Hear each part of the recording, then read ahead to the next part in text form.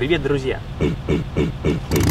Привет, друзья! Добро пожаловать на канал! Мы продолжаем показывать наш дневник о путешествии в Сочи на новую волну. Это 5-й день пребывания в Сочи, поэтому рекомендуем вам начать просмотр с первого дня по подсказке вверху экрана. А сегодня мы поговорим о втором конкурсном дне новой волны и блестящем концерте членов жюри. Утро по традиции началось с завтрака и просмотра отснятых накануне материалов. Именно благодаря этому вы можете наблюдать такую передачу, как «Дневник новой волны». За съемочный день у нас собирается большое количество кадров, не вошедших в основные передачи, которые нам хотелось вам показать. Надеюсь, вы поддержите данную инициативу лайком. 22 августа, уже по сложившейся традиции, мы провели дневной стрим, на котором отчитались перед вами о проделанной работе и построили планы на вечерний концерт. За несколько часов до концерта мы с Иваном вновь отправились на встречу с Диарс, чтобы узнать, откуда они приехали и чего ждут от предстоящего события. На этот раз поклонников Димаша собралось еще больше. Было понятно, что армия Диарс пополняется с каждым днем. Люди были красивые, нарядные и очень взволнованные. Нам удалось взять несколько интервью перед концертом,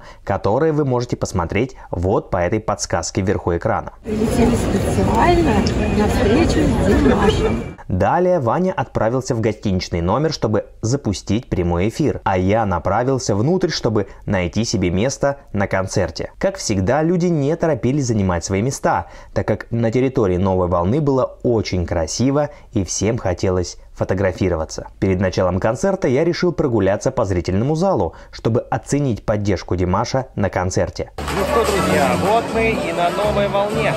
Второй конкурсный день. Болеем за группу Метса, Казахстан. В зале оказалось много наших людей, что создавало особую, неповторимую атмосферу. На этот раз у меня оказалось удачное место. Я познакомился с соседкой и предупредил ее, что буду снимать все происходящее на камеру. Меня быстро вычислили Диарс и начали подходить, чтобы поздороваться. Моя соседка была очень удивлена от такого внимания и спросила: «Так значит, вы звезда?» Я ответил, что у нас YouTube-канал, который освещает творчество одного артиста, который будет сейчас выступать. И еще добавил, что лично познакомлю ее с творчеством певца. Она спросила: «А кто это?» Я ответил, что когда он начнет петь, вы сами все поймете. Она быстро сообразила: «А, я все поняла. Это Димаш». Оказалось, что девушка слышала об этом артисте и даже помогла мне снять его выступление, пока я вел для вас прямой эфир. На втором конкурсном дне Димаш и Игорь Крутой исполнили для нас песню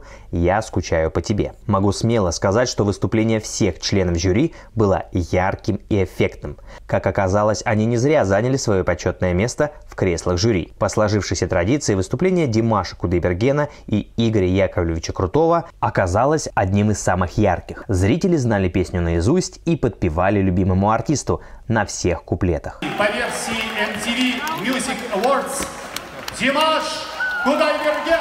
Как только артист появился на сцене, поклонников Димаша уже было невозможно удержать на своих местах. Они рванули к сцене с цветами и подарками, даже не дожидаясь окончания песни. Вообще, я заметил за эти дни, что объявление Димаша всегда вызывало особый ажиотаж не только у поклонников, но и у зрителей. Было ощущение, что все готовились к чуду. И действительно, каждый раз выступление Димаша со стороны обычного зрителя выглядело именно так. Многие не понимали, почему к этому артисту выстраивается очередь из поклонников, а цветов дарят столько, что артисту их просто физически не унести. Так или иначе, это была очередная реальность, с которой приходилось мириться всем – и организаторам, и ведущим, и артистам, которые, к слову, не всегда уходили со сцены с цветами.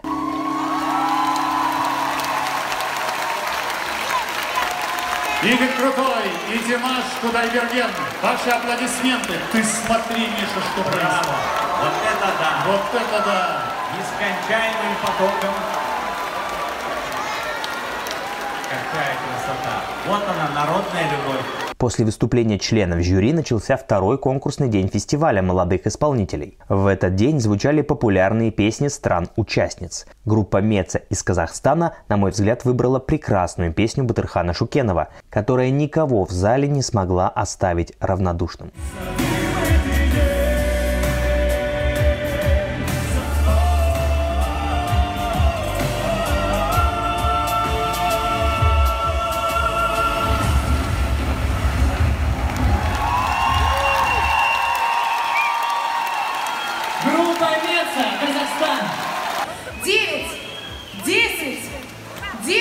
Судя по оценкам Димаша, исполнение соотечественниками композиции «Дождь» ему тоже очень понравилось. Наш друг из Италии Фабио Курто также смог порадовать всех зрителей популярной песней Адриано Челентано, за что ему огромное спасибо. После выступления участников члены жюри быстро удалились, и мне ничего не осталось, кроме как вновь отправиться в народ и собирать их восторженные отзывы о прошедшем событии. Рекомендуем заглянуть и посмотреть их по этой подсказке. На этом у меня все. В следующей серии расскажу вам, как мне удалось попасть на красную ковровую дорожку и кого я встретил в VIP-ложе на сольном концерте у Николая Баскова.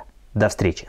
Подпишитесь на канал, если хотите вместе с нами изучать феномен Димаша Кудайбергена. Нажмите колокольчик, если готовы получать новый обзор первым. И не забудьте поделиться этим видео с друзьями. Пусть о казахском феномене узнают все.